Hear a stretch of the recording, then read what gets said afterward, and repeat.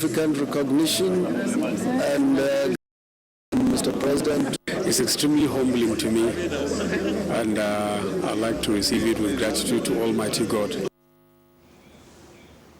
First Lady Dame Patience Jonathan has congratulated former Governor of Rivers State, Dr. Peter Odili, Senator George Sakibo, and Minister of State for Education, Nyesom Wike, on the conferment of the Commander of the Order of the Niger, CON, on them by President Goodluck Jonathan.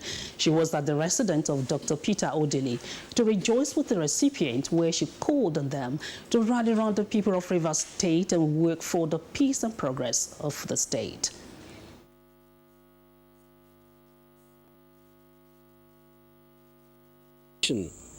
When they mention you, our elder brother, and your younger ones, as Wike and George Sakibo, who are worthy to receive this honor, I am not surprised, because you have performed and you did well in Rivers State when you were a governor.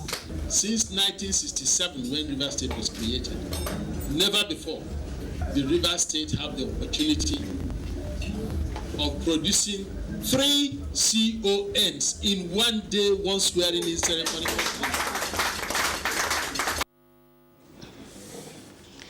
The Nigerian Television Authority, the NTA, has been commended for providing equal freedom and access to information dissemination and campaign to all political parties in Nigeria. A statement by the General Secretary of the Radio, Television and Theatre Arts Workers Union, Rataru, Comrade Henry Odugala, says the balanced access provided by the NTA has enhanced a hitch-free political dispensation in the country in recent times. The union expressed optimism that the NTA, under the leadership of Shola Omole, is displaying professional excellence in information dissemination in all its ramifications for national unity. Ratawa encourages NTA to keep the state beyond the current political dispensation to guarantee full transformation. About 75,000 Nigerian programs have been airlifted the Kingdom of Saudi Arabia for the 2014 Hajj exercise. A 2-day extension has been granted to Nigeria by the authority of the Kingdom of Saudi Arabia to enable the airlift of our remaining over 1,000 intended programs. The authorities are in touch with the Saudi authorities to at least send someone that they will give them. By the grace of God, everybody will be elected to worry yourself. The West African chapter of the Transformation Agenda Solidarity Forum has inaugurated its female executives towards achieving its goal of rallying support for President Goodluck Jonathan's re-election. The inauguration took place in Accra, Ghana. Now calling on the women wherever they are to come and help us, so that by this 2015, our President Jonathan will come up and continue for the work, the good work he has already started. We need a strong female way to support our transformation vision. That is here to serve a purpose that an average Nigeria can relate with. And now to health matters. Some concerned Nigerians have advocated the enactment of a law to check genotype status before marriage in Nigeria. Experts have continued to harp on prevention and education as key in reducing sickle cell burden in Nigeria. So both as a survivor, as someone whose brother has died, as I know all the dimensions, all the emotional drama, all the psychological drama. Sometimes you think you're not going to live, you don't plan for the future. Certain complications associated with the disease. Now these complications could be acute or life-threatening, or it could be what we call chronic and affects organs in the body. So when the children have crisis, the commonest crisis that we have in sickle cell disease is when they have pain. They have a lot of severe, excruciating pain all over the body. One person was injured while cars and other valuables were destroyed at Day Market in the FCT when a fight broke out between Okada riders and traders at that market. Security operatives were able to douse the tension even as the prime suspect in the incident is under police custody. A mild incident between an Okada rider and his female passenger over spilled pot of stew, and a bystander across the road tried to intervene to bring the situation under control, and that was what led to the Okada man stabbing the bystander, and of course generated tension between traders in the market. The body of Galadima Kano, Alhaji Tijani Hashim, the most senior councillor in the Kano Emirate Council, has been laid to rest according to Islamic injunction in Kano. Vice President Muhammad Namadi Sambo represented President Goodluck Jonathan at the funeral prayers.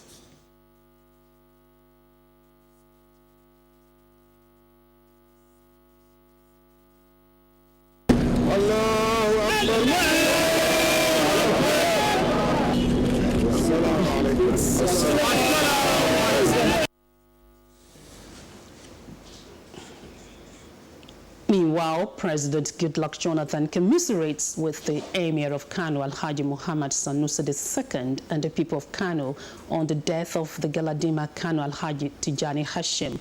The president believes that the eminent Kano prince will always be remembered and honored for his contributions to peace and progress in the country. President Jonathan prays that God Almighty will grant the soul of the late Galadima eternal rest. He also prayed that the Almighty will bless the people of Kano with a worthy successor. That's the main news on Good Morning Nigeria. It is back to Claire and Kingsley for the rest of the program. Okay, thank you very much there, Ronke, for the news bulletin this morning. Claire, I was just wondering, there was one of the stories that Ronke read for us this morning has to do with the proposal for a legislation on checking the genotype of intending couples before they get married. I just wanted to say that, you know, sometimes people suffer, or rather most times people suffer for lack of information. At the University of Benin Teaching Hospital, there is a stem cell center where an SS child or an SS patient, carrier, yes, can be turned around completely and then made genotype transform into AA. That's right there at the University of Benin Teaching Hospital in Benin City. Unfortunately, medical doctors and hospitals are not permitted to advertise. This is one of the issues. But it's been there, you know, and I think that is growing from strength to strength. So what is required is to popularize the availability of such treatment. Although when we visited the place last year, we were told that there is a certain age bar that is advisable for the patient to be admitted for the purpose of a total transformation, and that has to be, I think, before age 16 or so. Yes. But I don't know the need really for legislation, you know, because like you said, information is key, you know, knowledge is key. If people, you know, did some research and took time to, you know, study more, get more information about their medical status and all that. Sickle cell is a disease, and there's been a lot of talk about it. There's been a lot of advocacy from non-governmental organizations about it, and it's a huge, huge health burden, not just on the carrier, not just on the parents or on the immediate, you know, relatives of the carrier, but also on the resources of the country. And it's good to hear that there's a facility, that we have the facility. Indeed, one of the turnarounds in medical technology, you know, that of course it's happening here in Nigeria. Yes. And we really, really want to say that it will be a good thing if there's a legislation, but enforcing the legislation again it's unlikely. But the key thing is to take advantage of whatever treatment facilities are available. I think that would be useful. Yes. Very, very key. And I thought Kingsley would also talk about the special or extra recognition, by the president, for, of course, the designer of the Nigerian flag, and to others for distinguishing themselves in national, development. I thought that was very, very, very, very, motivating. Indeed, very motivating. It's never too late. It's taken this long. I mean, well over almost 54 years, since it's been on the national consciousness as a designer of the national flag. And coming as it is, it's well in its mid-70s now. This is a very heartwarming development, and I think President Goodluck Jonathan should be commended for this. However, I have just one observation, because he wasn't the only one who received the honors, plus some other largesse. There were 3 other persons, including one of the head chef at the presidential villa. They were supposed to be given a taxi driver and a traffic warden, given a flat each. The point is... In Abuja. In Abuja. The point is as follows. Most times, if not always, a presidential pronouncement of this nature will take almost forever to implement. It would be otherwise if the president had announced that XYZ person is removed from office. You can bet that before that ceremony was over yesterday, his desk would have been cleared. But now this is a benefit inuring to persons. Yes. They will tell you, oh, okay, we haven't received the memo from XYZ office. So what are you insinuating? Not what I'm insinuating. What I'm advising. Okay, what are you advising? Yeah, what I'm advising is as follows. The National Honors Ceremony is under the office of the Secretary of the Government of the Federation. And obviously, at the next Federal Executive Council meeting, there will be a review of the proceedings at this year's National Honors. Okay. It should be an item in the minutes of the Federal Executive Council requiring a report on the implementation of the President's pronouncement at the ceremony yesterday.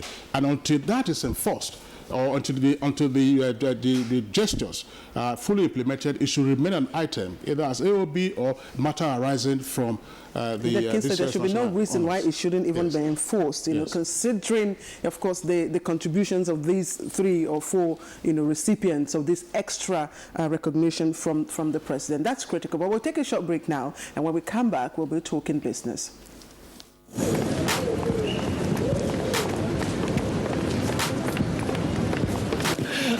What's going on? Bros, you don't know, take 1 minute, I just introduced 1 sharp free data and smartphone offer.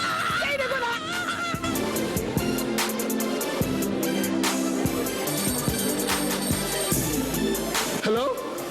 Oh boy, they will knock you up to 1.5 gigabyte data when you buy the smartphone. Plus double any data when you load way past 200 MB for the next 12 months. No waste time, oh. With Chickly money, you save it and enjoy sharp browsing with Techno Phantom Z, R7, and other special Techno phones them. Etisalat, now you're talking. Good luck, Jonathan. You are good luck to Nigeria. Good luck, Jonathan. You are good luck to Nigeria. Everywhere you go, you are good luck to the people. Continue your good work. Nigeria support you.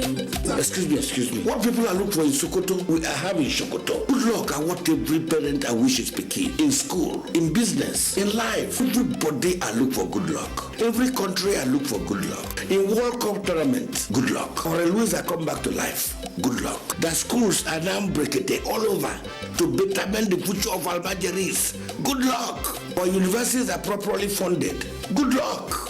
My damn brothers of the north. Are you see what I'm saying? Agriculture are now walk over. And 33 modern dams are ready for farmers. Good luck. Fertilizers are purchased for almost free of charge. FOC. I am talking of power supply. That power reform and make steady supply of light every daily. Let us thank Chineke God.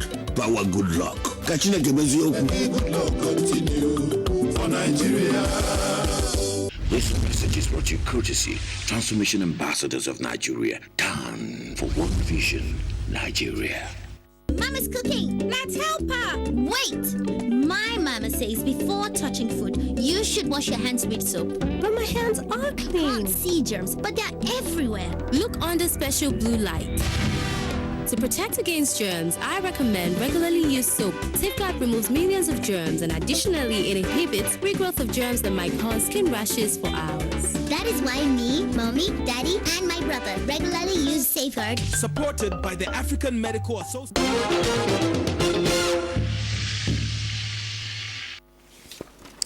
Thanks for joining us again. You're watching GMN on the network service of the NTA. Now, the Central Bank of Nigeria is reviewing the guidelines on international monetary transfer services, and so says Shikeola Ikpenaye. She has more on the business news.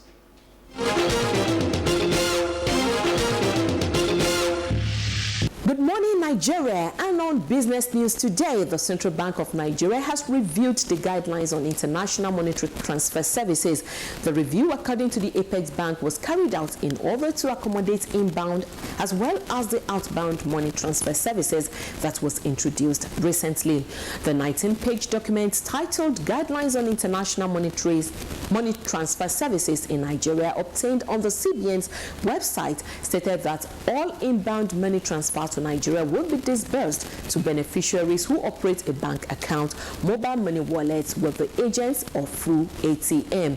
Also, the CBN noted that the maximum allowable cash withdrawals for inbound money transfer shall not be more than $500, adding that any amount in excess of $500 will be paid through an account. However, where the beneficiary does not have a bank account or mobile money wallet, payments will be made upon the provision of a satisfactory or acceptable means of identification. It puts the allowable limit of outbound money transfer per transaction at $2,000 or its equivalent, but this is subject to periodic review by the CBN. No person or institution shall operate international money transfer services unless such institution or person has been duly licensed by the CBN. An indigenous money transfer services operator who provide regional and or global money transfer service and who wishes to engage a foreign technical partner shall obtain the prior approval of the CBN. Analysts say outlook for Naira seems bright this week as they are hopeful that the expected dollar supply from the Central Bank of Nigeria and oil majors will boost Naira this week. Analysts at Cowrie Asset Management said further strengthening of the Naira at the official window is expected on the back of sustained dollar supply from oil majors, particularly for month-end obligations. Also, analysts at Afrinvest anticipate the Naira will be driven by sustained supply of the greenback and moderated by dollar supplies by oil majors. And to stamp out sharp practices from the nation's capital markets, the Nigerian Stock Exchange has suspended 37 dealing member firms for operating without compliance officers. The suspension, which dated September 15, was conveyed in a statement posted on the website of the Nigerian Stock Exchange. The punitive measures was coming on the heels of similar crackdown on errant firms by the apex regulatory authorities in the capital markets, the Securities and Exchange Commission, which suspended Marvin Assets Management, its directors and sponsored individuals from all stock market activities. The suspension, according to a statement from SEC, was sequel to the operator's failure to carry out its investors' mandates to purchase 200,000 units of National Sports Lottery PLC's shares during the company's 2008 public offering, for which it collected 3.1 million naira. And to round it off on business this morning, let's see how Equator's market fared on Monday.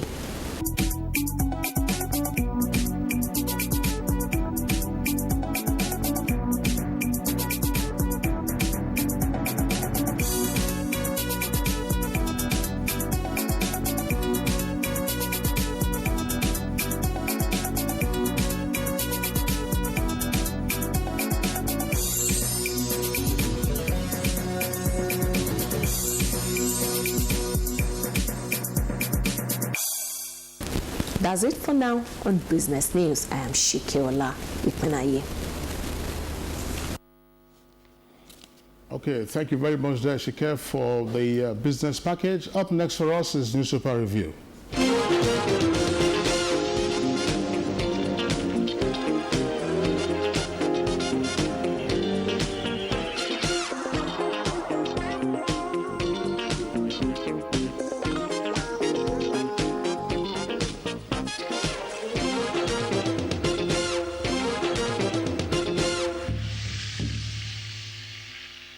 Bayo Atuyebi is right here with us in the studios for the newspaper review segment. Bayo, welcome to Good Morning Nigeria. Thank you, Kingsley. Good morning, Nigeria. Okay, there are two prominent stories on the front pages of the papers today. These are issues arising from yesterday's conferment of the national honors, and also the issue of the judge that was seized in South Africa, or that was arrested in South Africa with $9.3 million. We'll begin our review, of course, with The Guardian. And the front page of The Guardian has 4 photographs, and those photographs come from yesterday's ceremony, investiture ceremony. But the lead story says 4 Nigerians get double honors and 3 receive houses. And 2 riders there. Jonathan places national flag designer on salary of presidential aid for life. And the other rider says Maiden Alex Ibru dedicates award to her late husband, staff, and readers. Her late husband is, of course, Dr. Alex Ibru, who died in November 2011. He also received the OON during his lifetime. And also on the front page of The Guardian, we have news notes. Just at the bottom of the front page there, news notes. Fayose and NBA ex-chief ask NJC to probe Ekiti crisis. NBA stands for the Nigerian Bar Association. NJC means the National Judicial Council. Details to be found on page 4. And World Bank report indicates improvement in Nigeria's doing business condition. Final details on page 4. And also promoted on the front page there, 10 Nigerian pilgrims die in Saudi Arabia, and court sets aside ex parte orders against boycotting and others.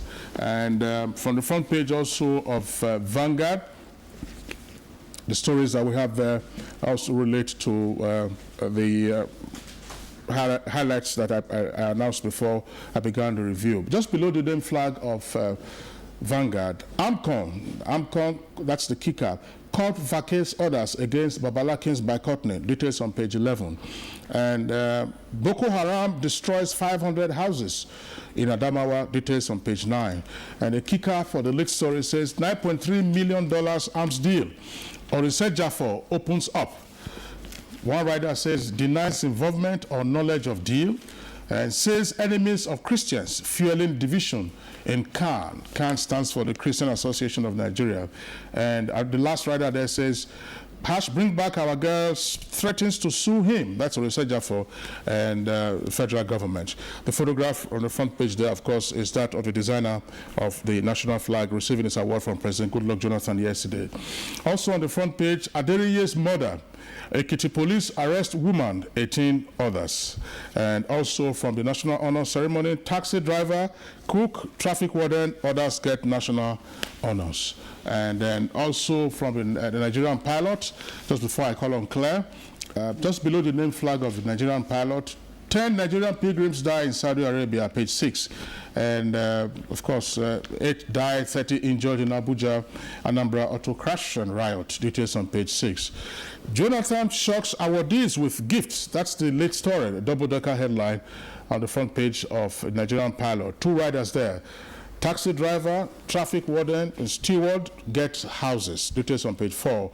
And national flag designer to earn presidential aid salary for life. Nigeria earns $40 billion from oil exports. Details on page 6. And on the news notes there, we just take 3 of them. INEC clears 7 candidates for Adamawa governorship election. Details on page 5. And NDIC, that's the Nigerian Deposit Insurance Corporation, to increase insurance cover for PMBs. PMBs will stand for primary, microfinance banks. And that's page 45. And also, crisis. APC wants to stall my inauguration. That's according to Fayose. Details to be found on page 6 of the Nigerian pilot. Claire? All right, just going through the Daily Sun to see what it has. But it has a late story on its front page, which reads, $9 million arms deal, my story by Orise Jaffor. Details are on page 6, and it has a rider. This is war against the Nigerian church. And again, it's right there in front of you. The picture story there is that of President Goodluck Jonathan presenting the national honor of Commander of the Order of the Niger, CON, to CBN Governor Mr. Godwin Emefiele in Abuja yesterday. More pictures can be found on page 57. And other trending stories on the front page there. 5 shops burnt as Okada riders traders clash in Abuja. Details on page 7. FD places national flag designer on salary for life, and they tried to tweet taxi driver, traffic warden, steward get houses at National Honors Awards. Details are on page 5. Of course, there's a trending story also just below the masthead there. Anambra signs MOU with firm on cassava tomato paste production. It's another leading story on the front page. But just to take you to the inside page now, on page 6. On page 6, of course, there is a story there, just by the left column, the first left column. National honors excite Amosu, Mimiko Akonde, and others. National honors excite Amosu, Mimiko Akonde, and others. And there you have Dimba Igwe Ekweremadu condoles with Kalu. But the main story on that page is on Orisha Jaffor breaks silence on $9.3 million arms deal. Says, I couldn't have offended Jesus Christ. And trending down there, FRSC cautions drivers against speed and overloading, especially these ember months. And on the other side of the paper, there are other trending stories, but I'll just go to page 48. If we can quickly just skip to page 48 of the same paper. It's on Senate Watch, that's developing stories from the Senate. Senators skip debate on synagogue. It's right there on page 48. Senators skip debate on synagogue. And just down there also on page 48, powerful group stopped tobacco law, coming from Senate President David Mark. Just a bit down there you find that's it. Powerful group stopped tobacco law, and that's coming from Senator David Mark. And on the other side, that's on page 49, 2015 Rebs Survival Battles. Rebs Survival Battles 2015, it's there. Threatened zero allocation for Niger Delta Ministry contractors, also just down there, treading at the foot there. And the last one on the right column there, lawmakers pass bill to grant AGF more powers. Lawmakers pass bill to grant AGF more powers. That's the story from the Daily Sun. And I quickly take The Nation, and The Nation again leads with a similar story. So Rishaja for Falana clash over smuggled $9.3 million is there. Flag designer gets salary for life. Abuja houses for presidential steward and taxi driver is on the front page. The main lead story, attack on judges, Fayoshe, CJ take battle to Abuja. It's just below the stories. If the camera can tilt down a bit. If you tilt down a bit, that's it. Attack on judges, Fayoshe, CJ take battle to Abuja. NJC summons meeting, and governor-elect rushes to Jonathan. That's the trending story on the front page. Let's take you just above the masthead. 750 million naira bribe ex-mint chief for trial in the UK. EFCC ready to extradite Okoyomo. And Nigeria needs credible leaders. ACF speaks on anniversary. Details are on page 3. Okay. Mr. Toibi. Just Claire, just before, so I have just one paper left. Okay. I can just go through that very quickly. Daily Trust. Let me take the Daily Trust. Of course, the stories on the front page, 2 of those stories relate to the national honors, and the other on the list jet by CAN President Orisha Jaffor. But just at the bottom of the front page of Daily Trust, Nigeria most expensive place to own property. That's according to the report that is published there. And then also on page 4 of Daily Trust, there's a story that says 2015. God has already chosen our leader. That's according to the Sultan. And on page 2 of the paper, there's a photograph there. Page 2 of Daily Trust.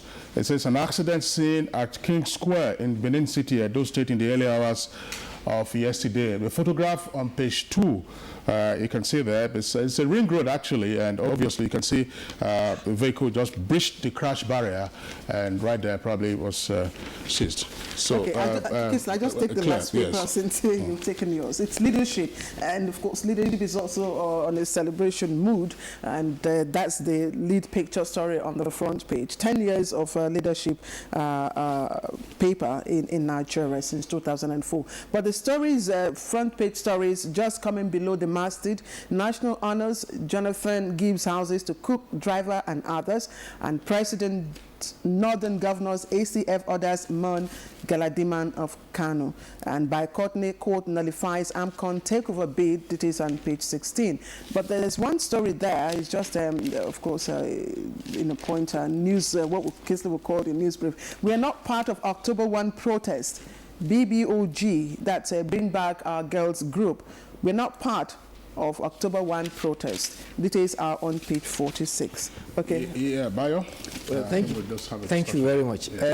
Well, the story hottest so far is the issue of National Award, which is a prelude to a celebration tomorrow of 54 Independent National Anniversary. Like it was said clearly there yesterday, Nigeria is no longer at ease because we have abandoned our ennobling traditional values. And therefore, out of the 170 million Nigerians, it is often said that many are called, but only few are chosen. Now, 313 Nigerians were invited for the national honor. The unique thing about the honor yesterday is what I want to describe as a kind of a bottom-up award, in the sense that the rank of the society, who through dint of hard work have been accorded recognition, and that is very challenging for everybody in the nation. A taxi driver who honestly returned 18 million now has a house and a member of Federal Republic. So also a traffic warden who diligently directs traffic very well, happy about his job and contented, also have gotten a member of the Order of Niger. So also is a presidential steward who has served 9 presidents and 9 first ladies, has also been recognized with a member of the Order of the Niger.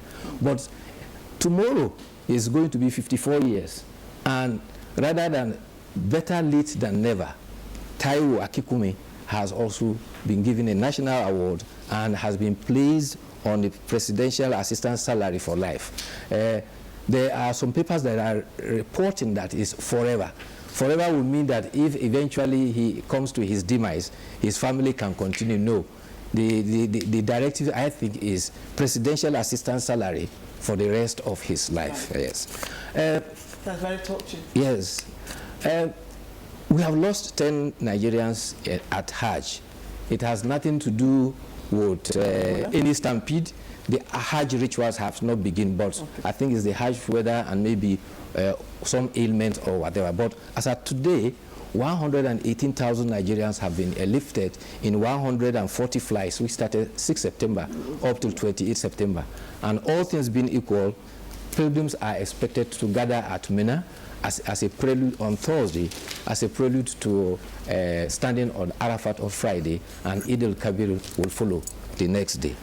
The latest on Ekiti crisis is that while the Chief Judge of Ekiti State has made a formal report to the NJC, the gubernatorial candidate of the governor-elect has also made his own representation to the NJC. However, 19 suspects, including one woman, have been arrested in Ekiti for the violence that visited on Ado Ekiti and other parts of the state following the Omalafe Adiri after the former president of National Union of Road Transport Workers. But the Commissioner of Police and the AIG in charge of Zone 8 did hold meeting with 8 traditional rulers, and it is encouraging that order and calm has returned to Ado Ekiti. Meanwhile, investigations are continuing, and police, anytime from now, will charge the culprits to court.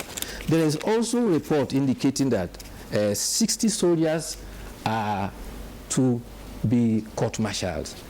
2 corporals, 9 lance corporals, and 49 privates. are being charged for refusing to join troops in Maiduguri for operation. This happened on the 4th of August. This is happening today. And also, the 12 others that were condemned to death the last time have also indicated their intention, and they have made overtures for an appeal at the Court of Appeal. The problem with the Nigerian Football Federation is about coming to an end. Today, there is a FIFA Electoral Congress holding in Warri, and a representative of the Confederation of African Football and FIFA, in the person of the president of the Ghana Football Association, Kwesi Nyanteki, is already in Warri, and 9 candidates are in contest for the position of the president of NFF, and 4 other candidates for the position of the vice president. We hope that they will be able to put the NFF house in order, and then we have all the crisis put behind us. There are 2 quick human interest stories that I want to draw attention to. A professor, Professor Chukwunenye Anene, had advised all of us Nigerians that we are overlooking insects as a very good source of protein. And if, because of fear of Ebola, we are running away from bushmeat, there are some insects that are very rich in protein and can help as better substitute than even meat. And therefore, if you remember, there are some locusts. During rainy season, there's this thing children call shinge. Termites. It's very, very termites, very nutritious. Yeah. They even recommend it strongly for pregnant mothers when they attend antenatal. Other parts of the country, there are worms. You remember, particularly in the Delta area and the Edo area, there is worms that they get from the fronds of palm fronds. Palm fronds, yeah. They're very, very nutritious. And in the Yoruba area, there's what is called ikani.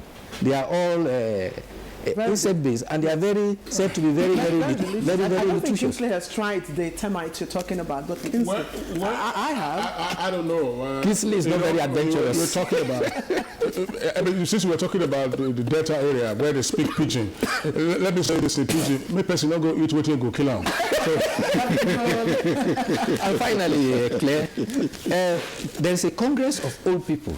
They have made an appeal, a passionate appeal, that they should become. They should rather be assisted, because kerosene is being sold at 125 naira per liter.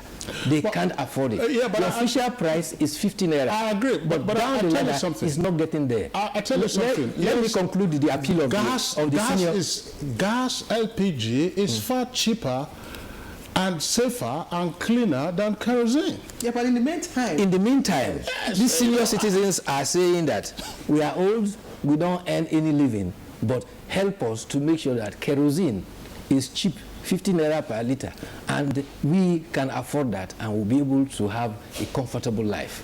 All right, so Mr. Toby, we're going to leave it off there. But Claire, I thought we were going to have time, Bio, yes, to take just two headliners from Vanguard. Yes. One is on page 12. Page 12, it's a running story. That's the synagogue building that collapsed. We had approval to build 12 floors. That's according to TB Joshua's aide. And the claim there is that they had approval for that, and that the officials, Lagos State government officials, even came and examined the foundation and its casting, that they had approval for 12 stories. So that's the matter that we have to take a look at going forward. And on page 7 is a story that relates to the media. Police destroy newspapers, over 2,000 monthly fee in Anambra. That's supposed to be an illegal operation, we're told. But that's the much we can take. Bayo, we'll have time in the course of the week to discuss some of these issues. Thank you. When they arise. We'd like to thank you for being with us, as usual, on Good Morning Nigeria. We'll take a break now. When we return, we'll be taking a look at our principal topic for conversation this morning, namely political independence and its impact on economic growth and development.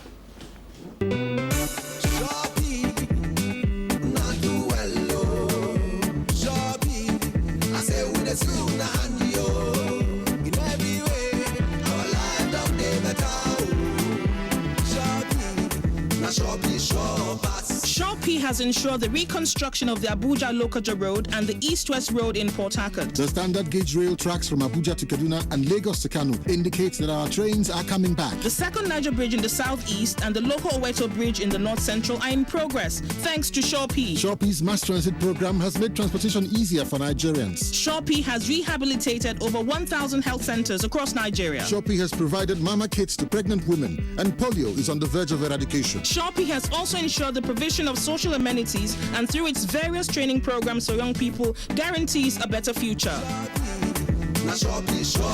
Shorepy, delivering service with integrity. Hello? Oh boy, they will knock you up to 1.5 gigabyte data when you buy the smartphone. Plus double any data when you load way past 200 MB for the next 12 months. No waste time, oh. With Jikili money, you save it and enjoy sharp browsing with Techno Phantom Z, R7, and other special techno phones them. Etisalat, now you're talking. Good luck, Jonathan. You are good luck to Nigeria. Good luck, Jonathan. You are good luck to Nigeria. Everywhere you go, you are good luck to the people. Continue your good work. Nigeria support you. Excuse me. What people are looking for in Sokoto, we are having Sokoto. Good luck are what every parent and wish is picking. In school, in business, in life. Everybody are look for good luck. Every country I look for good luck. In World Cup tournament, good luck. Or Louis I come back to life, good luck. The schools are now breaking all over to betterment the future of Albageris. Good luck. Or universities are properly funded. Good luck. My damn brothers of the north. Are you see what I'm saying? Agriculture are now walk over. And 33 modern dams are ready for farmers. Good luck. Fertilizers are purchased for almost free of charge. FOC. I am talking of power supply. That power reform are make steady supply of light every daily. Let us thank God. Power good luck. Good luck continue for Nigeria. This message is brought to you courtesy Transformation Ambassadors of Nigeria. Down for one vision, Nigeria.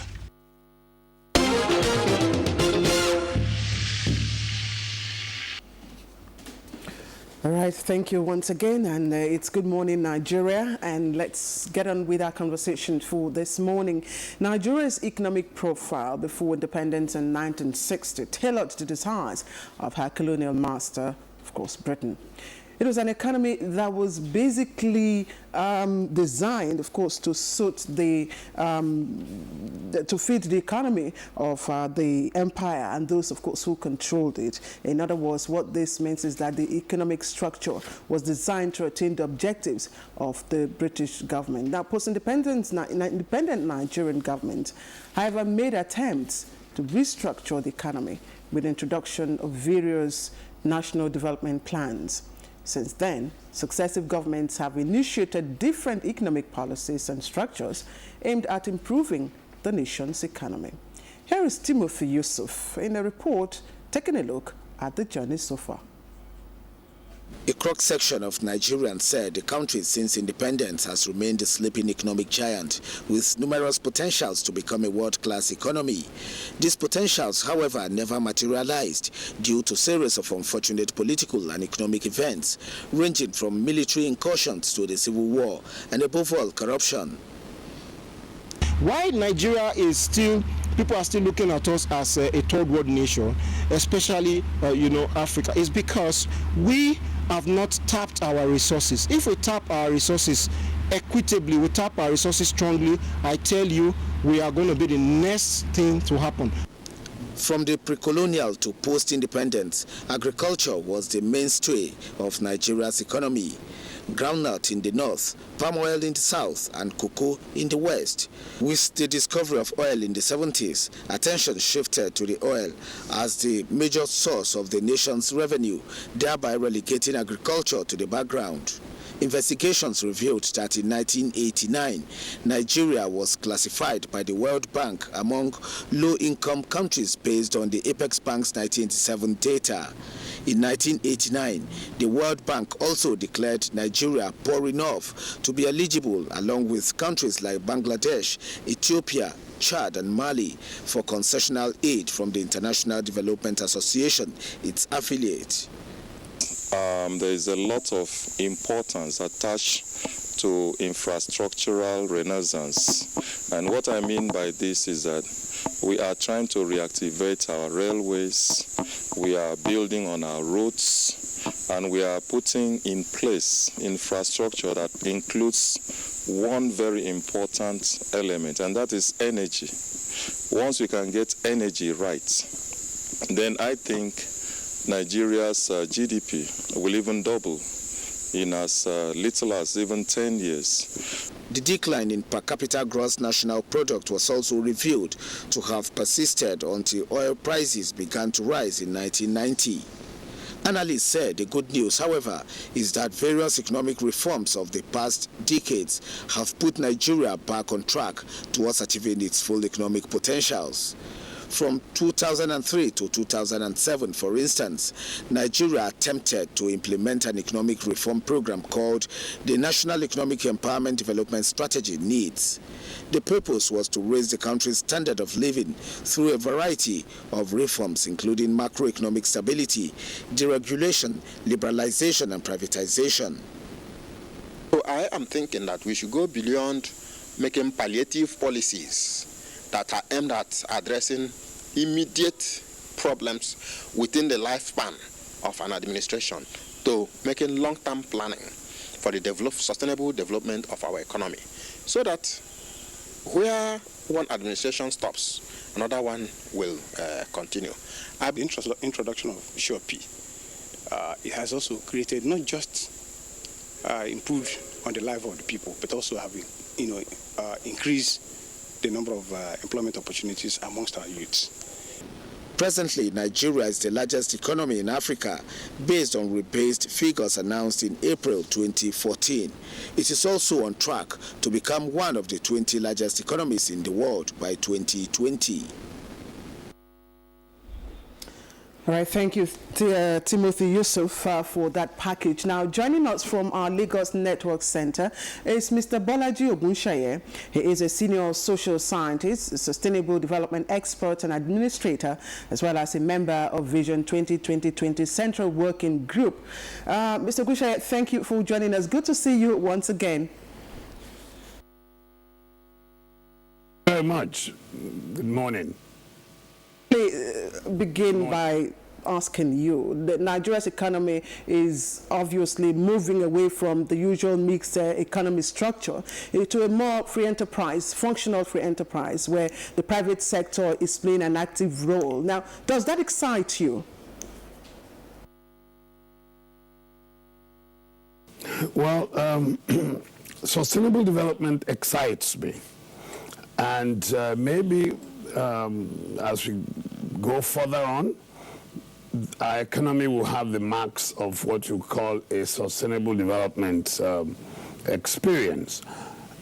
Does it excite me? Well, I look forward to good things for my country, but I rather doubt that not just me, anybody who thinks seriously about the processes of nation building and especially economic development, economic modernization, would have much to be excited about in this situation. When we were independent in 1960, we were a pre-industrial economy. Today, we are a pre-industrial economy. So rather a little hard to be very excited about that situation. We need to make some very deep, very wide transformations in a number of critical areas, especially to build the foundational props that you need to begin to move towards a middle-income economy, a middle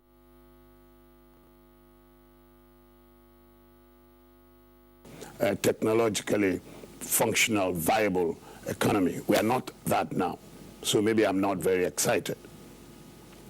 Well, Mr.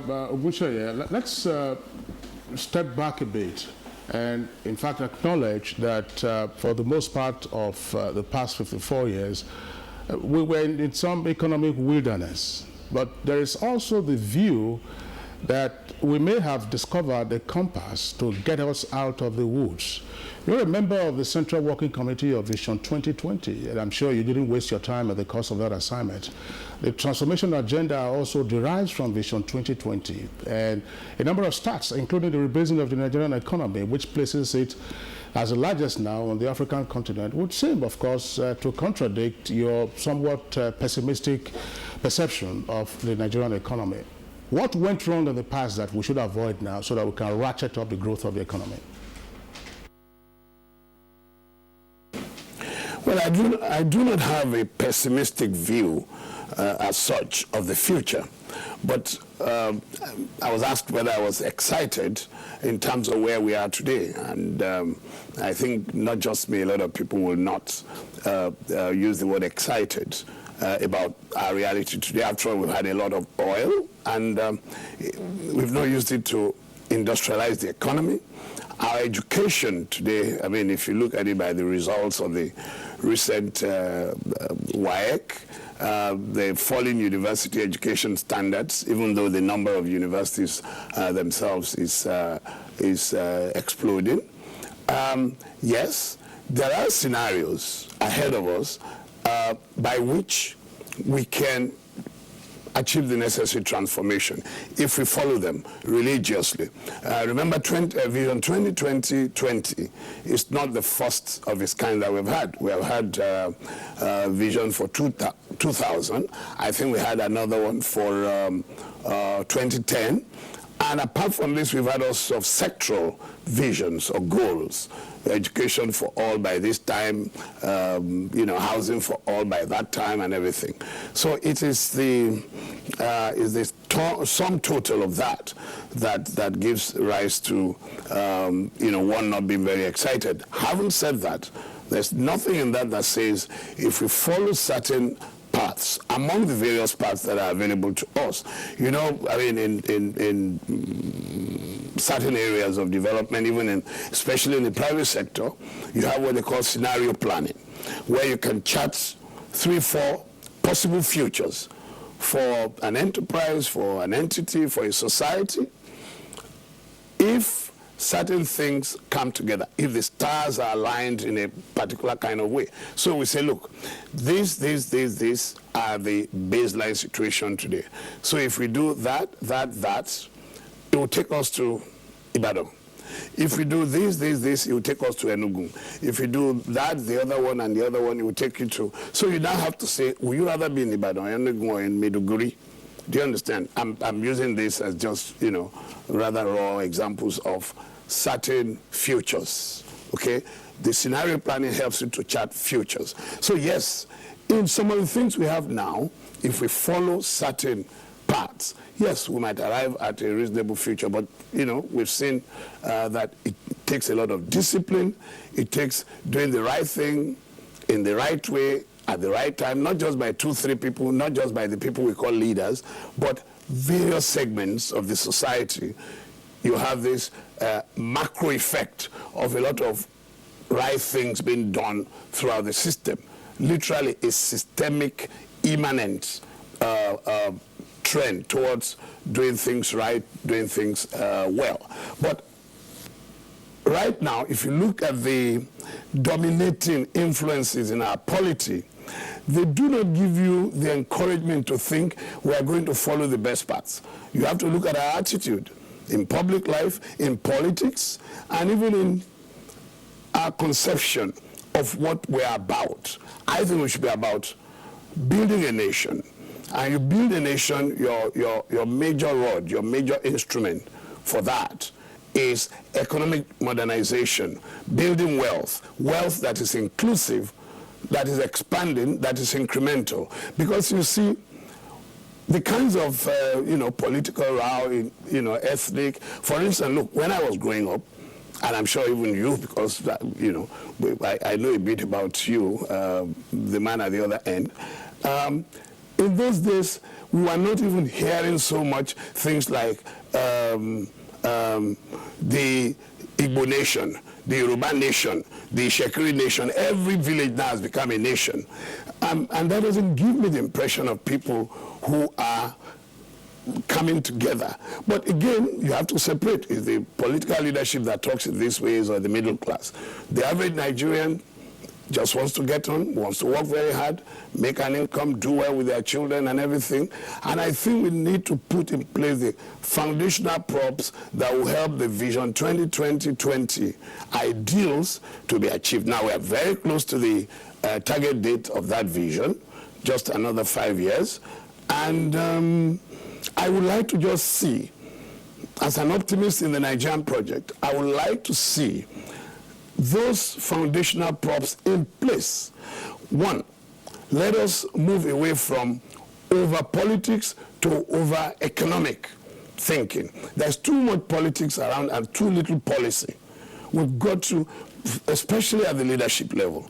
Look, have you noticed, Mr. Kingsley Osadolo, have you noticed that the idiom, the language that and the kinds of ideas that dominate our public discourse are those that have to do with, you know, the fundamental question, who rules next? Who is going to be the next chairman of this party or that party? Who is going to be chairman of railways? Who is going to be the MD of NMPC? Who is going to... So in many ways, either wittily or unwittingly, the political leadership have framed the wrong question for this country. This is why we discovered geopolitical zones as a terminology first, before we discovered geoeconomic zones. I would rather, during this last national conference discourse, that we seriously look. I wrote an article towards the end of that, and I've advocated in many fora that we should drop this term geopolitical zones and start calling those 6 areas geoeconomic zones. The psychological shift that will happen if we take it seriously is enormous. Right now, it appears the political elite just look at those 6 zones as where you prepare. You know, it's home base to prepare your weapons and battle to go to Abuja and go and fight for certain positions across the country, positions that give you power and authority to allocate the resources. Well, Mr. Bushe, I was just wondering, I mean, you've raised a number of very salient points, in particular the suggestion for a focus on geo-economic rather than geopolitical zones. And then you have also raised the issue about the deal in the air, therefore the geometric expressions of the political class. But couldn't we take a look at this from the marketplace of ideas? That why certain persons are trafficking in the ideas of geopolitical considerations, in that same circumstance, we are having the various scenarios to which you also referred, namely the agricultural transformation agenda, for instance, the National Infrastructure Master Plan, for instance, and these are critical to the attainment of the geo-economic zones to which you refer. So why, if you like, the noisemakers are making their noise, persons or those who are in charge at the moment are focused on plotting and implementing these scenarios? Aren't we having this marketplace of ideas, this contestation, as it were? I'm sure we do. Incrementally, in the business of governance in Nigeria, you find out that, you know, every new set of, you know, governance leadership, you know, administration, generally, I believe they will go wrong or they may go wrong later, but I can't think of leaders who come into power in Nigeria who really, you know, intentionally want to go out there and spoil the broth. I think usually they come, they have good ideas, they want to put ideas in place, they want to sort of coalesce all these ideas, but they're just the devil in the implementation. And I think that devil is not just a technical devil. It has to do with the quality of our commitment to ideals and goals that we have set.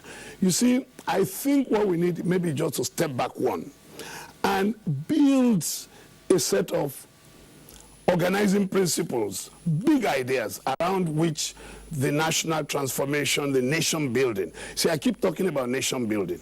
Nation building is the big goal. You want to build a family of people called Nigerians who together as a group, hold on to 1, 2, 3 big ideas. So, and these big ideas are the things that drive 50, 60, 70% of us in whatever we are doing, whether in the private sector and things. And there is that stakeholder platform, led always by government, who puts on the table, look, as government representing all the various interests, this is where we think we should be going, after consultations, after bringing the best ideas together. Therefore, industry, private sector, agriculture sector, especially education, because I look at our educational sector.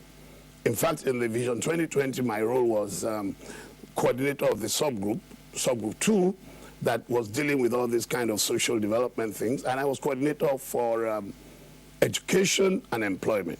And it was very interesting to actually latch on to a point that you have made there, you know, in some sense.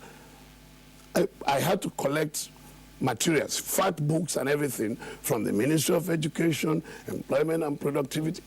And what is very frustrating about it is that the good ideas, the best international ideas in development are in those documents. They have it in all our ministries. They've commissioned the World Bank, UNIDO, all of them, to give them the best-in-class ideas about various sectors. I was quite impressed.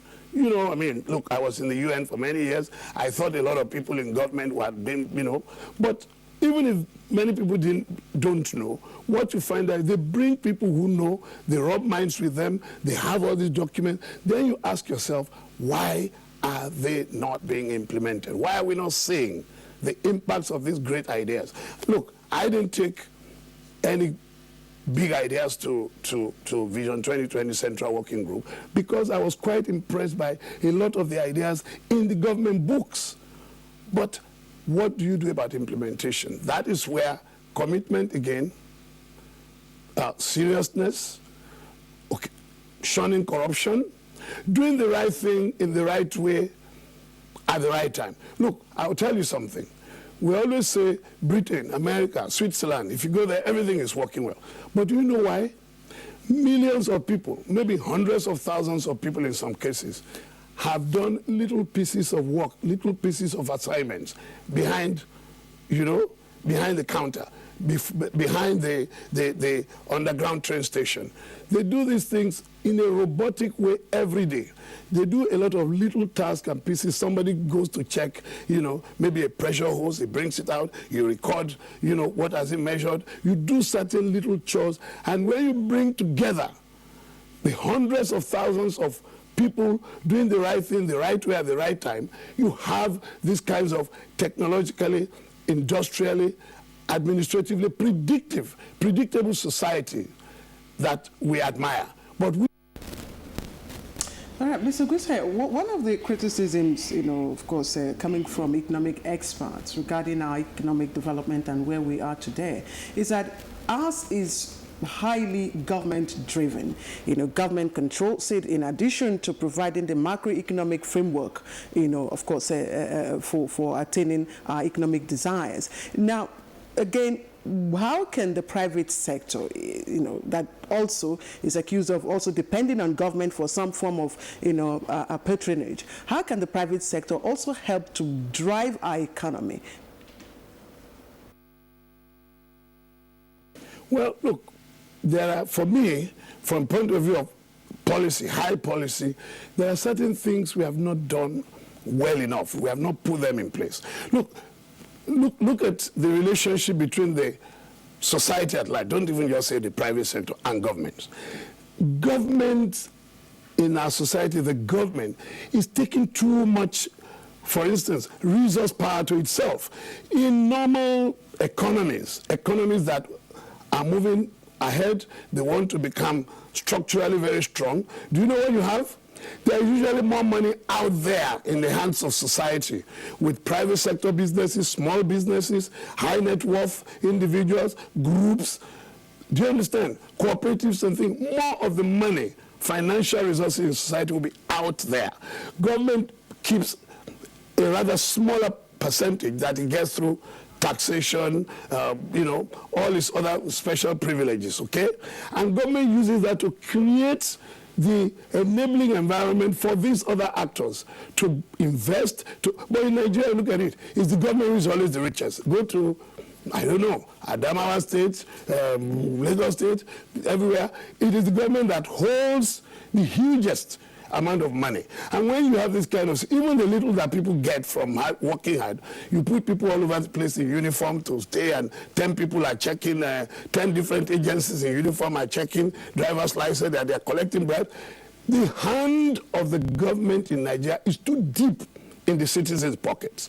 Societies that are going to do well economically, you must, in fact, taxation in the Western countries is designed in a kind of balance to always keep more money, leave the citizens with more money. Can't you see it's a central issue in American governance? People don't want government to take their money.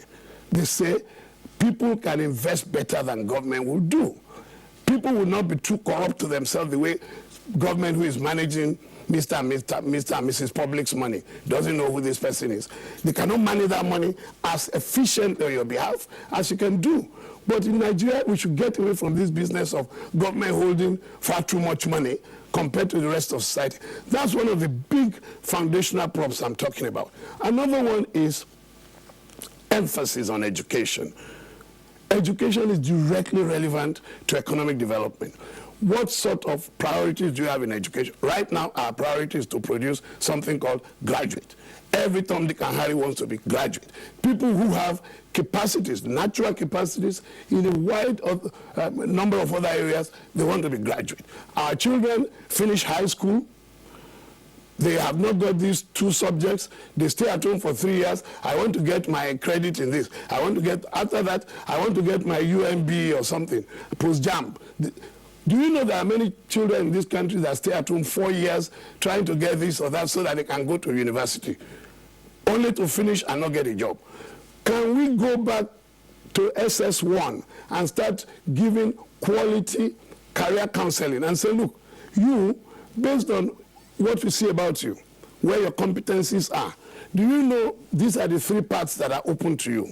You can become a chartered accountant. So instead of waiting at home for 4 years trying to go into university, you can take a foundational certificate in accounting, intermediate, this, and then bingo, you become a chartered accountant, ICANN, which is UK, recognized for surveying, for any, look, there are more than 20, 30 areas where we can diversify the interest. That is one in education. Another one is this. We want to create more graduates, but it is not graduates that power an economy in terms of the day-to-day reality of getting the economy. It is the technicians, the vocational technicians and experts. You need to train them in large numbers. For every graduate, you are looking at something like 10, 15 technical vocationists. Do you understand? They are the ones who drive the little chores. Look, I'm in a television studio right now. I don't think there are many graduates among the people who are managing all the equipment we are using. They are technicians that have been trained to a very high level in their work. We need to widen this across the economy. Look, you in that studio, me, even the minister, how many of us take our cars for repairs to SCOA or CFO or some, formal institutional entity to repair them? We are all using, Fatai, we are using Patrick, we are using John. So it means even for the middle classes, the upper middle classes in Nigeria, 90% of the services we patronize, we are patronizing the vocational sector, the artisans, the technicians. But if you look at our educational system, we have not devoted enough time to this largest part of the population that services the wider economy. Okay? And then we should also, I'm still on education, we should seek to prioritize. You see, a country that wants to make the transition from pre-industrial status to an industrial status, you discriminate. You don't open your educational system. People can read whatever they like. 3/4 can go and read theater arts and this one and that one. I respect all areas. Well, Mr. Ogunseyi, Mr. Ogunsheye, we're taking a break now. Of course, you are well in your element right now. We'll take a break and return to you to continue this very interesting conversation. A number of points that you have highlighted, and then we'll see how we go from here. We'll take a break right now.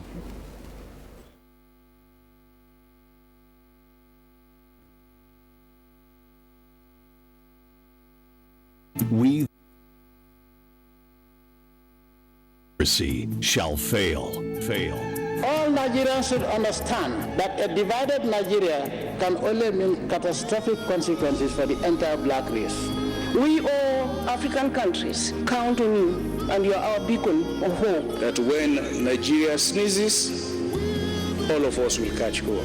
All of us who look to Nigeria for lessons and inspiration never cease to thank God for this wonderful gift to Africa. Nigeria enjoys the respect, the admiration, the friendship, and the hope of an entire continent. The powerhouse of Africa. Nigeria. Unite and build Nigeria. God bless Nigeria. A message from protectors of Nigerian posterity.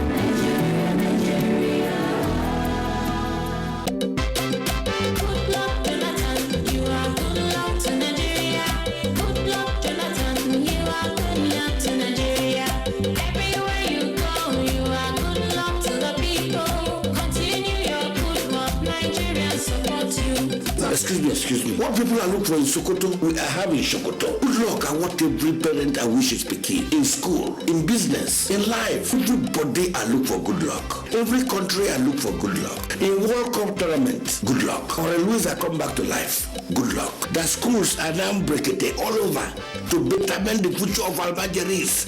Good luck. Or universities are properly funded. Good luck. My damn brothers of the north. Are you see what I'm saying? Agriculture are now walk over. And 33 modern dams are ready for farmers. Good luck. Fertilizers are purchased for almost free of charge. FOC. I am talking of power supply. That power reform and make steady supply of light every daily. Let us thank God. Power good luck. Good luck continue for Nigeria. This message is brought to you courtesy Transformation Ambassadors of Nigeria. Down for one vision, Nigeria.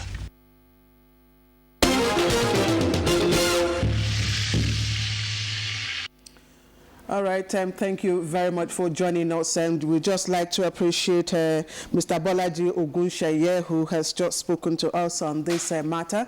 Mr. Ogunsheye is a senior social scientist, sustainable development expert, and administrator, and also a member of the Vision 2020 working group. Joining us also from our Lagos Network Center is Dr. Oladimeji Alo.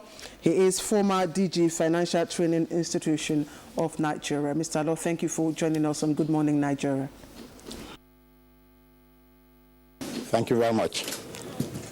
Okay, Dr. Alo, let me begin by dwelling on our past experience. In the 80s and the 90s, in fact, and up to a few years ago, the financial services sector was declaring, as it were, huge profits, posting paper profits at a time the economy was going downhill.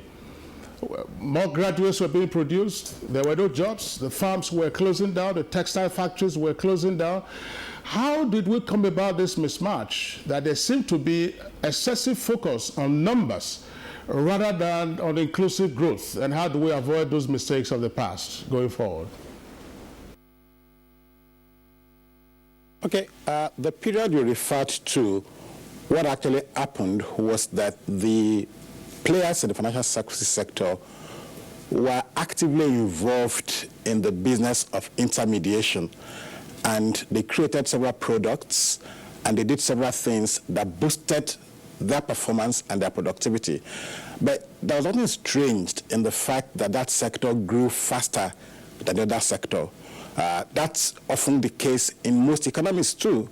What we needed to do that we didn't do well then was to ensure that those institutions were strong, and was to ensure that there was some integration between the sector and the real sector itself. So it wasn't a problem that the sector grew. It wasn't a problem that players in those sectors were making lots of money.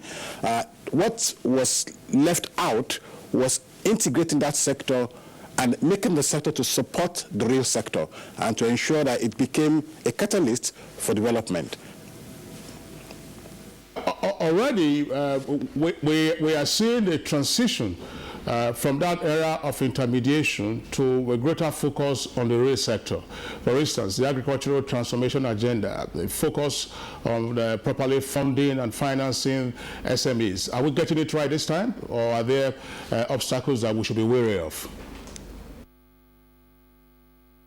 I think there has been a renewed focus in ensuring that the financial services sector supports small and medium-scale enterprises, supports agriculture, and we're doing quite well in that area. But of course, a lot still have to be done. For instance, I'm concerned that we still have not been able to moderate the rate at which we lend to those sectors. I'm concerned that we have not been able to sustain a program that was established several years ago to help players in that sector, not just with finance, but to also help them with things like management, to help them with things like structure. What has happened over the years is that we understand that it is not just finance that is the problem of players in that sector. Oftentimes they have issues with management. They have issues with accounting records. They have issues with the way to market their products. So throwing finance at them will only do a part of the problem. We need to go beyond that. And that was why I particularly was excited by one of the programs we had in the past, the SMEs program, the Small Medium Enterprises Investment Scheme, which the banking sector introduced some years back, which meant that banks were encouraged to invest a small portion of their after-tax profit in the equities of this company. At that time, when banks did that, they took an interest in those companies and they assisted to boost the capacity of such companies. For me, that was the kind of intervention that would have made a lot of difference. It is not just to throw money at them. As you can see, oftentimes, you know, if you have the finance and you don't have the right human resources, if you have the finance, you don't have the right corporate governance structure, you're not likely to get there. And so the bane of many of the small and medium-scale enterprises really is not just about the finance, it's about, you know, access to the market, it's about access to the right technical support. And so these are the kind of areas I would like the financial services sector to, again, get back into.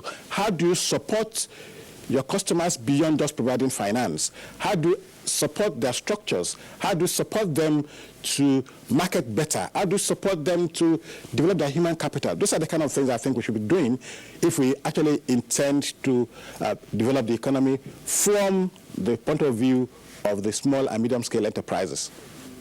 Okay, Doctor, I know, I don't know. We're still being looked at, you know, our economy is still being looked at as that of service and trade, you know, country. In other words, we, of course, you know, are a country where other manufactured goods come in here and we consume. But how can we move away from that labeling to a job-creating, you know, attaining a job-creating economy, where, of course, the different tiers of government have a role to play? Thank you very much. I agree with you that a lot of the businesses we do in Nigeria are buying and selling, and there's a need for us to support manufacturing much more than we've done. But certain basic fundamentals we've talked about over the years, which are yet to be addressed. One of them is the issue of infrastructure. You need to go and read the reports of mine, and you can see the number of hours in a day that many of these companies are on generators. In fact, I know a few companies in the last couple of years who are almost permanently on generators. Some companies now are on gas. So if companies spend so much money to generate their own power, then you ask the question, how could they compete with products coming from other countries where those things are taken for granted? The other thing we need to also understand is about the road infrastructure. Quite a number of companies have to move their goods from the point of production to the market. And, you know, they spend a lot of money doing so. They have vehicles that break down, they have all manners of issues. The other point is also about the interface between manufacturers and the different regulatory authorities. Take, for example, the tax authorities. I don't know, I mean, if you understand where many of these people operate, you find many of the tax authorities, in my experience, are very aggressive. Not just aggressive, they come with the notion that the average producer, the average firm is about to evade tax. And so every letter they write to you is a letter of threat. They did not see themselves as a partner to understand your business and see where you're coming from. So a lot still has to be done. Again, you know, the last commentator talked about the fact that there are so many taxes to pay, the fact that there are so many regulatory authorities to deal with. Many of these authorities have a mindset that they are just there as roadblock. There's a need for us to begin to change that mindset, to see regulators as partners to those who manufacture, as partners to those who produce. Sometimes those of us who run small farms, you ask yourself whether or not it's an offense to even try to create jobs, because you have all manners of letters from this agency, that agency, and every letter is a threat. There is no attempt to say, look, what exactly are you doing? How can we support you? What else do you need to survive? Every letter you write is a threat. In fact, a letter says do something 2 weeks ago. The letter was written 2 months ago. It gets to you after the date, and they're saying if you don't do it, I'm going to give you this penalty. And so the whole mindset has to change. In some of the countries that we admire, you find that the authorities, the regulators at different levels seek to understand the needs of business and position themselves to support business. And, you know, it is only when you run foul of the law, haven't been clear of what the law says, then they go after you. So we need to change that mindset. Again, you also would see that for many of the manufacturing companies in Nigeria, they are yet to be able to access some of the supports that have been promised. Today you have this grant for this sector, you have that grant for that sector, but you find that there's so much bureaucracy around the disbursement of those funds, and that, you know, people then begin to complain that, oh, you said you have X billion naira to support this sector. Nobody is accessing it. Who are those who have accessed it? And what are the, you know, arrangements made to make that happen? So we need to do a lot of things to support production. What I find in this country is that the easiest way to turn your money around is to get involved in buy and selling. But if you look at it, buy and selling does not generate jobs. If you look at the kind of jobs manufacturing generates, then you can begin to see that there's a need to put more emphasis in that.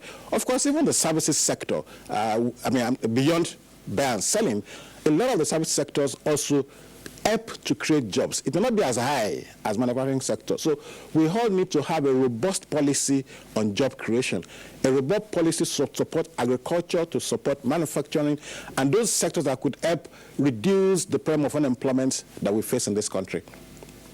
Dr. Alokla, I just wanted to ask about this question. First, let me express an opinion, namely that the kind of aggression that we all experience from tax collectors these days, I believe is a misconstruction of the need for greater efficiency in tax collection. But the earlier guest that we had, Mr. Ogunsheye, made a point that, namely, that the hand of government is too deep in the pockets of the citizens. How do we ensure that the citizens have more money, or that there's more money out there outside of the government system? That way, the quest, you know, for political office probably will be reduced. How do we make ourselves a richer people? And in doing that, how do we also avoid merely throwing money at people in a manner of a largesse that defeats the real objective of working hard and earning money? Thank you very much. In my experience, our problem really in Nigeria is not that our rate of taxation is any much higher than what we find in other places. In fact, our rates, if you compare us to other countries, is it corporate tax, is it personal income tax, our rates are not too high. The problem we have is we have multiplicity of taxes and an uncoordinated framework for getting these taxes. Quite a number of the things that the average Nigerian pays for, in fact, we don't even see them as taxes, but they are taxes in actual fact. I mean, I mean, you're driving around the road and there's a major or minor traffic offense. Someone jump on your vehicle and takes you out and start negotiating in your car, or takes you to one place. These are taxes. The average truck that is moving from Apapa Port to Ibadan or to Kano is stopped several times by several local governments on the way, and each local government takes money, oftentimes unreceipted. That doesn't even get to the coffers of government. These are taxes. You have all manners of licenses. You need to, if government advertises for people to come and compete for a single project, they say, go and get this CFO, get this, get that. These are taxes. Everything that you ask people to bring as a precondition to doing anything, that's besides the regular personal income tax, that's beside regular company tax, that's beside VAT and all of those things. So, when you then put everything together, you find that the rate of taxation is far higher than the other countries we thought have higher rate, because ours is uncoordinated and you have multiplicity of taxes. Now, people would not even have argued, they would not even have bothered if those high rate of tax actually creates the kind of infrastructure they need to have. I mean, the average person in Nigeria, middle income family in Nigeria, creates his own borehole, buy his own transformer, buys his own generator. The average business provides virtually everything for itself. And on top of that, you then put this tax on them. So, how do you put money in the pocket of people so that they can better and more efficiently allocate them? For me, I think the point is we really need to sit down and rationalize our tax regime. Even the tax we have now, how many Nigerians are paying taxes? How many companies are honestly paying taxes? We need to sit down and rationalize, both in terms of ensuring that we streamline the agencies that collect the tax, we streamline the kind of tax people are exposed to, then we also bring efficiency to bear in the collection of the taxes. Today, a lot of things are going on, I'm sure many people are aware of it, that do not even support the objective of governance. How much of those taxes really are getting in the pocket of government? So a lot has to be done. What other countries do, what other governments do, is they try every day to look for better ways of making life easy for the manufacturer, better ways of making life easy for who is creating jobs. But what you find here is the opposite.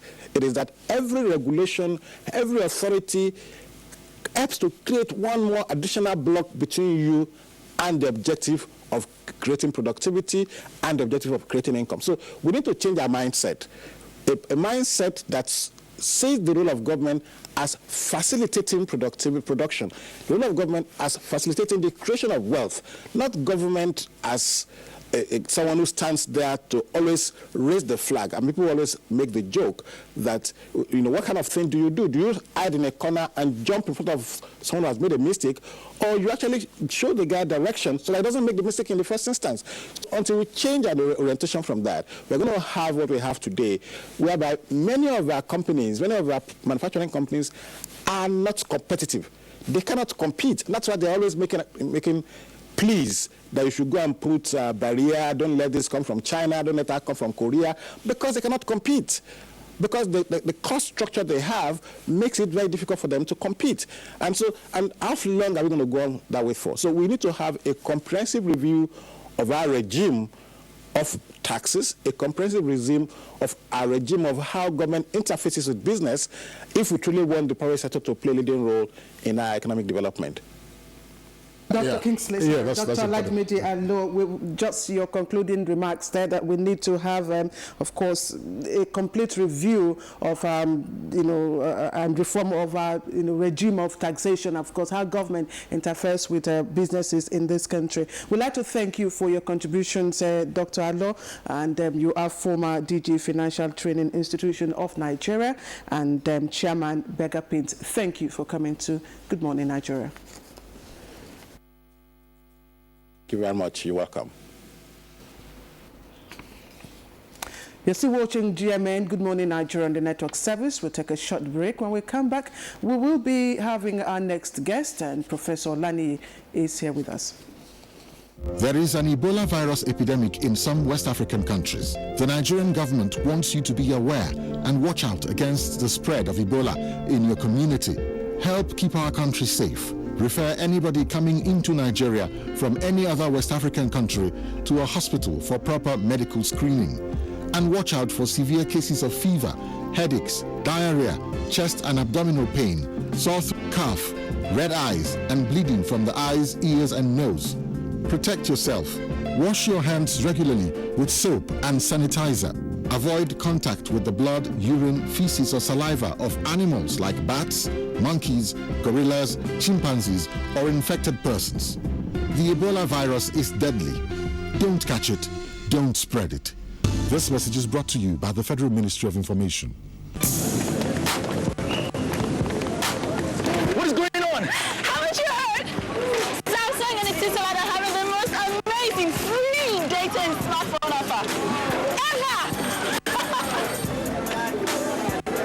Hello? Babe, you can now get all Samsung smartphones at the lowest prices at Etisalat Experience Centers or any authorized Samsung dealer. Yes, I know. First, you get up to 1.5 gigabytes free data once you buy the smartphone, and then double up every data bundle you buy of 200 megabytes and above for the next 12 months. Experience speed on everything from the Samsung Galaxy S5 to the Samsung Trend Lite at the most affordable prices. Etisalat, now you're talking.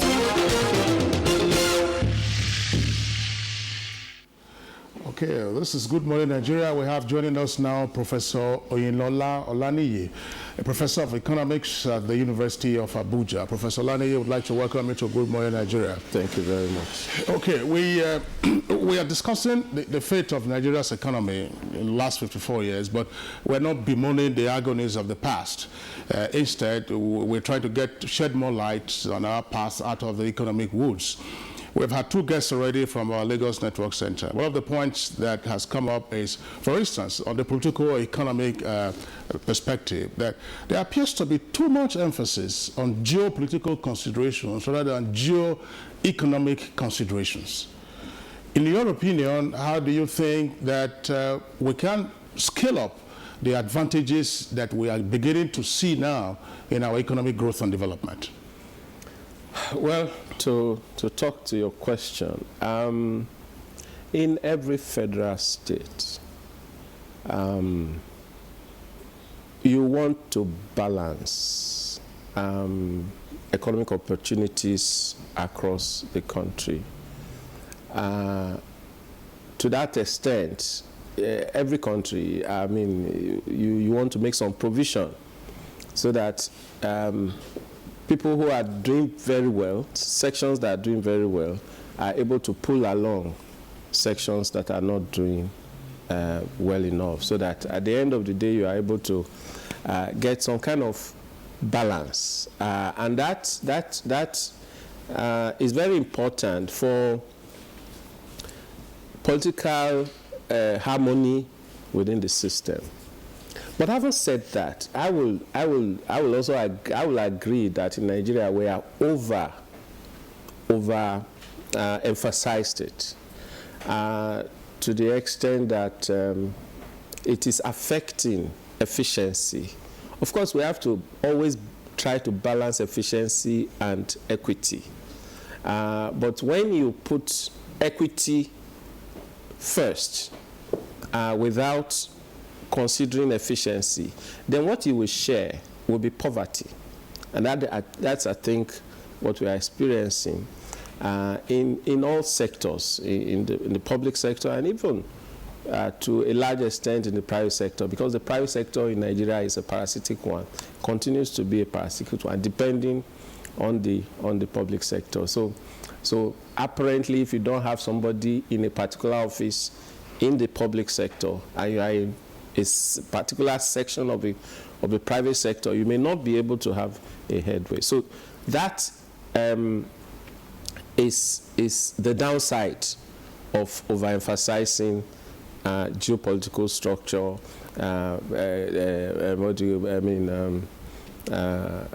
federal character, and all that. Now, how do we move forward? From the political economy perspective, we need to, the central government need to shed a lot of load to the states so that a lot of economic activities can be promoted at the state level. For a long time, our infrastructural development was frustrated. Development of major infrastructures was frustrated because the Constitution did not allow the states to go into certain areas.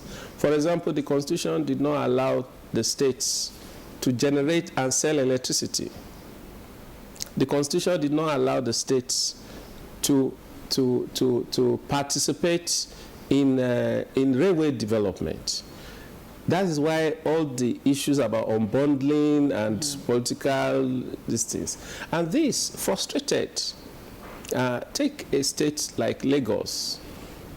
In the Second Republic, I think the government of Jakande had wanted to do a metro, but it was stopped. After a coup, a military administration stopped it. And you can trace it to the fact that if you look at the Constitution, the railway was not on the concurrent, on the concurrent list. So they couldn't participate. Electricity, some government, I think when we got to third this republic, initially I think it was Tinubu that wanted to do it, and he couldn't until now, the unbundling and states and all that. So the powers that were given the center was too much, and thank God efforts are being made now. Within the last 2-3 years that states were allowed to participate, you can see Port Harcourt, you can see Lagos, you can see Abuja trying to do light rail. These are critical infrastructure for development of the private sector. The movement of goods and services is all over the world, is the cheapest means of moving goods and people in metropolitan areas all over the world is real.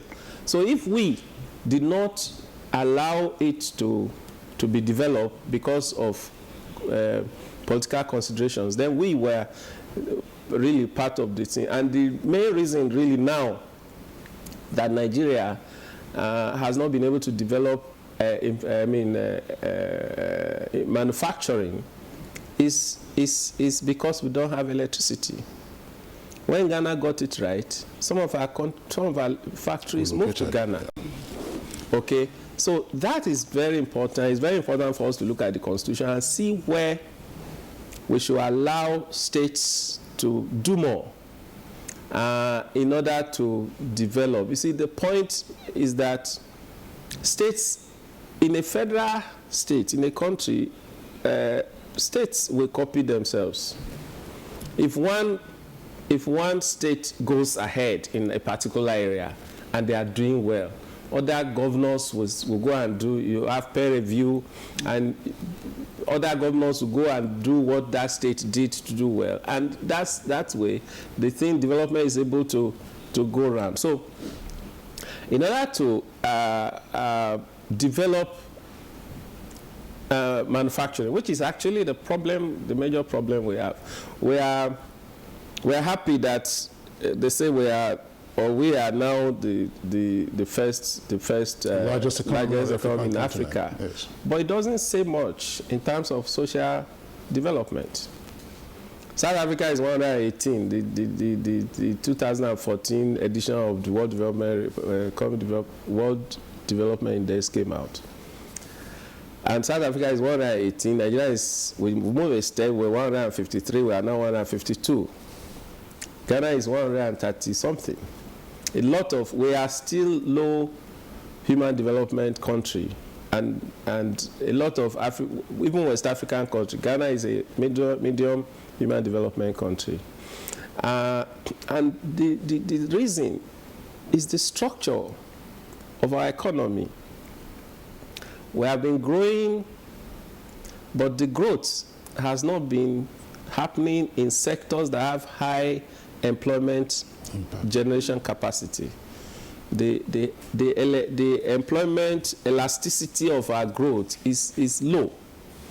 And so we continue to have high unemployment rate, and we're going to have very high youth unemployment rates. Well, how do you factor in the various scenarios that are playing out? I mentioned earlier the agricultural transformation agenda.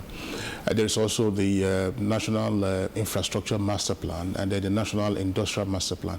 Some of these, as it were, they are work in progress. Will this bridge the gap that you refer to in terms of the very low job-generating capacity of our growth? Yes. You said it's a plan. Infrastructure Master Plan is a plan, and we need to see it actualized. It is when we have the infrastructure in place that we are going to have the impact of the infrastructure. Of course, at the point of development of infrastructure, we generate employment because we have output augmentation, we have income augmentation effect before output augmentation effect. When the projects are being developed, employment will be generated. So you have, but when the projects are developed, infrastructure are in place, and they are efficient, that's when it would have a linkage effect to other sectors like manufacturing. Is by the time you have they have completed the rails that they are doing, it will improve. If people get to work, particularly in Port Harcourt and Lagos, faster than they had, and their productivity will improve. And when you are able to produce more per person, your unit cost will fall, and we are likely to be more competitive. It's also by the time we are able to get this electricity in place using the infrastructure master plan, we are going to, Nigeria has the capacity, we have the human capacity. It's just that the cost of production is very high because of the deficiency in infrastructure. Let's quickly take a last question. You talked earlier on about the high unemployment rate, and of course today a lot of graduates are still waiting, for government to get a white-collar job. And I'm wondering, because right now we're having, we're seeing reforms, reviews and reviews of the educational policies to engender, so that it will begin to engender, job creation, even at the, basic education level. Is that enough stimulant for, economic development? Yes, it is. When people have self-employment mindset, it will help them to go into areas of their interests, and it has to be backed up by sharpening that interest through capacity building, and also providing the resources for them to do that. But then you see we have a very high mortality rate of new startup businesses in Nigeria because of the infrastructure deficit we talk about. We have the population. So when in a country that has approximately 170 million people to feed, to clothe, and to provide several needs for, there is demand. But there are also contradictions in some of the policies that we are doing. If you are playing football, we have Paralympic football, and we have also football for healthy people. People who are complete. Yes, able. But imagine a situation where you put the Paralympic and the healthy person to play on the same pitch. Imagine what will happen. So if we are in an economy where we have so much deficiencies in terms of infrastructure, things that should help you to produce, and then we open the borders and we say we are in a competition with people who already have developed their infrastructure and they can produce at like 50%, their cost of production is just about 50% of ours, then we can't compete. So we need also to provide the environment for such businesses to thrive by way of some subtle means of protection, apart from providing infrastructure, providing, enabling them by giving them capital. We also have to create an environment whereby they can grow before they face unhealthy competition. Professor Lani, I'm afraid that's much we can take on this discussion. We're actually running out of time.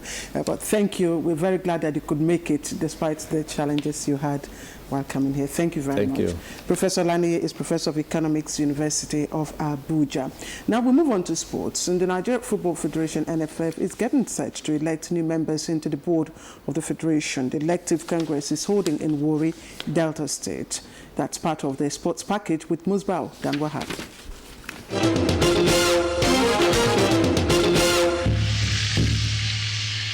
The sports sector was well represented at the National Honors Award investiture held in Abuja. The young sensation who emerged the most valuable player and highest goal scorer at Canada 2014 FIFA Under-20 Women's World Cup, Asis Satoshola, is one of the 35 who got member of the Order of the Niger MON Award. Oshola, a member of the Silver winning Falconets, scored 7 goals as Nigeria's women reached the final in Canada, where they narrowly lost to Germany 1-0.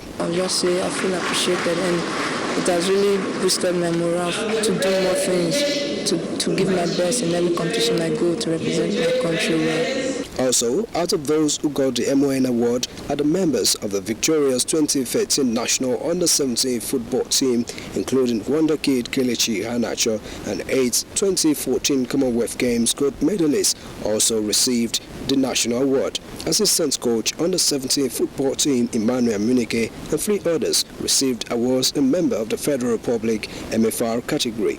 Track and field queen Blessing Okagbare was also listed in that category. All right, let's move on to the foreign scene. Kingsley, you've got that. Yes, please. Claire, I'll take the foreign bit now. A newly sworn-in Afghan President Ashraf Ghani is making promises to pursue initiatives that will help reflect the country's war-ravaged economy. And here is Namdi Odipo with the details of this and others.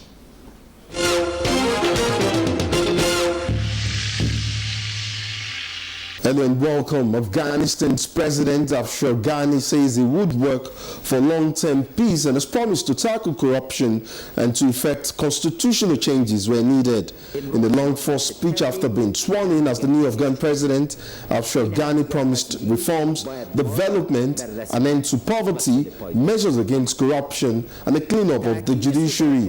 He talked about the crisis in Syria and Iraq and said that Afghanistan was an Islamic country that understood about jihad after Islamic guerrillas defeated the Russians in the 1980s. He said the country did not need any lesson from foreign fighters.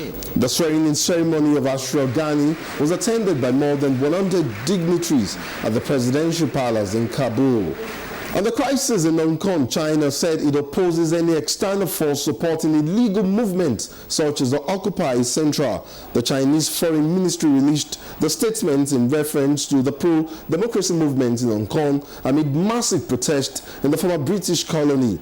Beijing also said it was opposed to external interference in China's affairs by any foreign country. The movement, the worst unrest to hit Hong Kong since China resumed its rule over the former British colony in 1997, has received significant media attention, but few foreign governments have commented on the unrest. In the city of Sidi Bouzid, the birthplace of the Tunisian Revolution, residents are hesitant about any positive change that can be achieved by the upcoming parliamentary and presidential elections.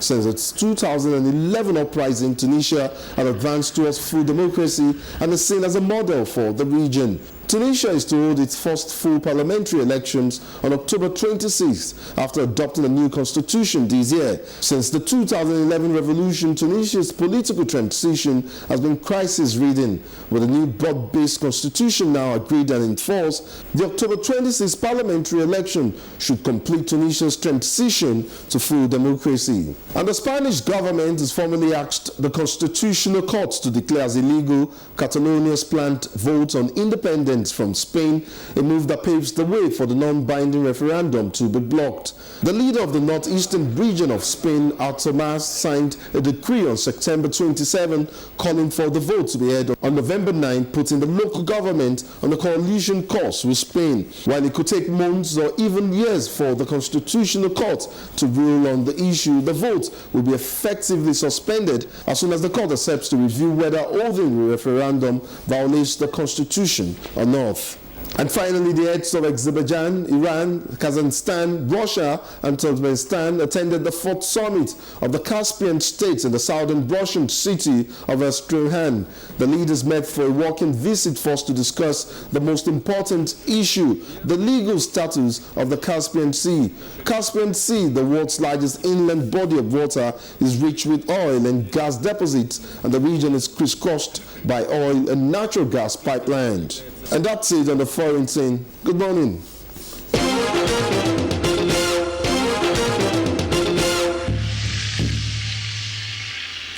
And that's it too on Good Morning Nigeria for today. We thank you for joining us. And again, let's celebrate tomorrow as Nigeria turns 54. That's tomorrow. I am Claire Adelabu Abdurrazak. All right, very well. Tomorrow, Nigeria turns 54. As Claire said, we'll be here again with a special edition of the program, of course. My name is Kingsley Osadolo. Do have a pleasant day.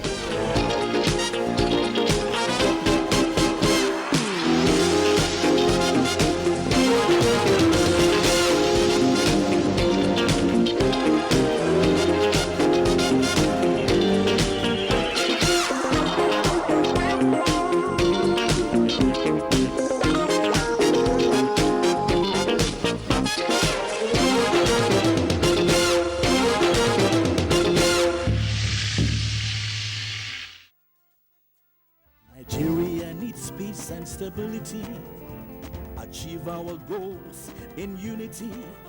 We are brothers and sisters, we've lived together for years now. Say no to violence now. Sing it with me. Peace, peace, peace. Let's all embrace peace.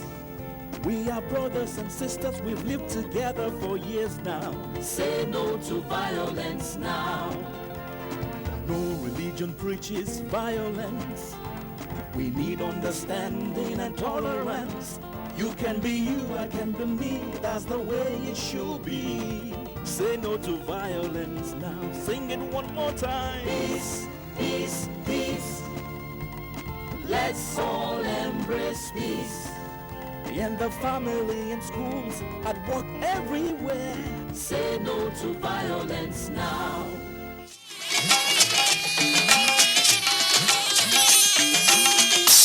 This is the network service of the NTA.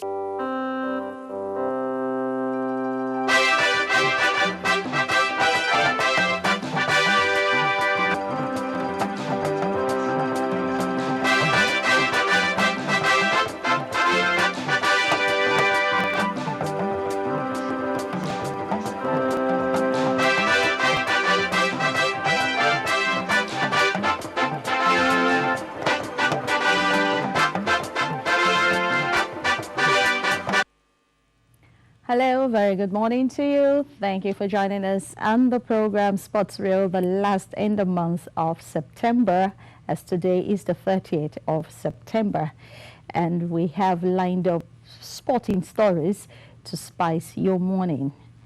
We will start today with the NFF. Candidates vying to occupy positions in the Nigerian Football Executives Committee will know their fate on September 30, which is today, in Warri Delta State. Some of the contestants have been speaking on their plans if elected. And Amanzi Marcos completes the report. is date for new election into the Executive Committee of the Nigeria Football Federation. The election holds in Warri, Delta State, and comes after a protracted crisis within members of the Nigerian football family. Aminu Kurfi, who is vying to be a board member of the federation from the Northwest Zone, said private sponsorship will be encouraged to prevent the NFF from depending wholly on the government. We need credible, focused, and visionary people.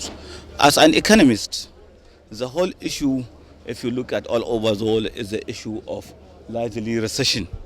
So as an economist, I come in to assist the board